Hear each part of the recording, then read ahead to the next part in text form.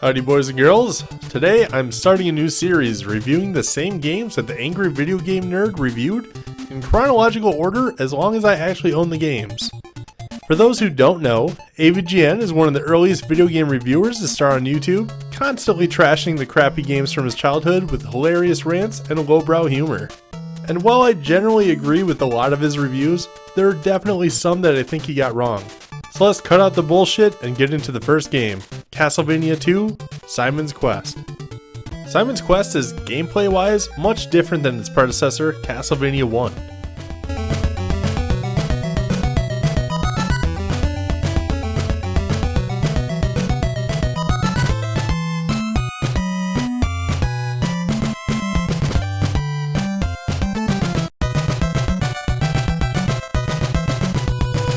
Instead of being a pure platformer, the series took a somewhat more action RPG approach. This isn't unheard of though. Zelda did the same thing, and while some people didn't like the new direction, Zelda 2 is often considered to be a 5-star game on the NES. So why does everyone consider Castlevania 2 to be such a pile of garbage? First, let's have a look at some of the takeaways from the AVGN episode. His video starts off with a very direct message. This game sucks. I guess we'll discuss that in greater detail as this review goes on. One of the largest complaints mentioned right away is the fact that it goes from day to night every few minutes, and during this time the game takes a good 10-second break to tell you so. It almost comes across as a game-breakingly annoying thing that happens constantly. Honestly though, during my experience with the game, this definitely wasn't as annoying as it was made out to be.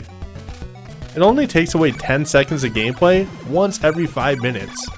But what I find pretty interesting is that the ending of the game changes based on how many of these days go by, with the best ending happening in 7 or fewer in-game days, the middle ending in 8 to 14 days, and the worst ending in 15 or more days.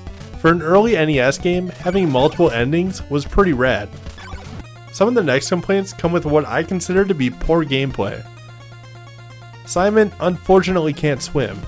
There are various pools of water throughout the game, and when you fall in them, he dies. They aren't all too common, but there are definitely some harder jumps to make at times. During my first playthrough, I barely died by falling in the water. It's hard to call this as a viable complaint because, well, you have to kinda suck in order to fall into these traps, at least for the most part. To piggyback on this with another complaint, when you die, you lose all of your hearts. Hearts are considered currency in this game, as well as resources for using your special items. Fortunately, they are very easy to farm up, and no items in this game cost too many of them. There are other games where dying is far more punishing, and it's not like you have limited lives or anything. Some of the other complaints are pretty similar. You have the false platforms and the holy water. There are a ton of annoying false platforms and hidden areas in Simon's Quest.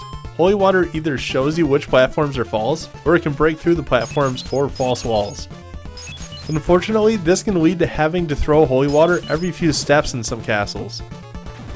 This is a totally valid complaint, and it takes a little bit of the fun out of the first playthrough until you memorize where the false platforms are.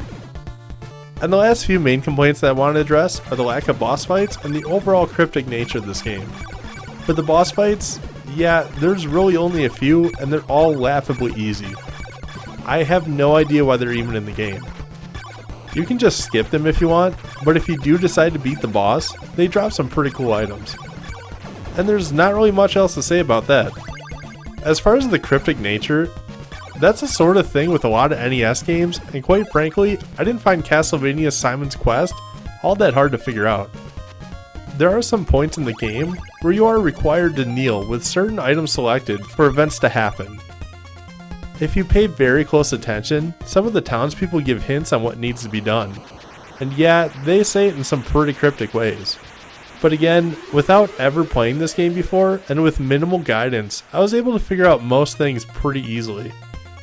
The game stops you at times with pretty obvious dead ends, and it never throws you a dead end that doesn't lead to anything. Also, you have to remember that Nintendo Power was a staple back in the day, and if you weren't a subscriber, you can always find stacks of them at the local library. As far as AVGN calling this one of the biggest fuck-ups of all time, I have to disagree completely with this. Castlevania 2 Simon's Quest is a solid 3.5 out of 5 star game for me. And I didn't even touch on the soundtrack, but it's so awesome.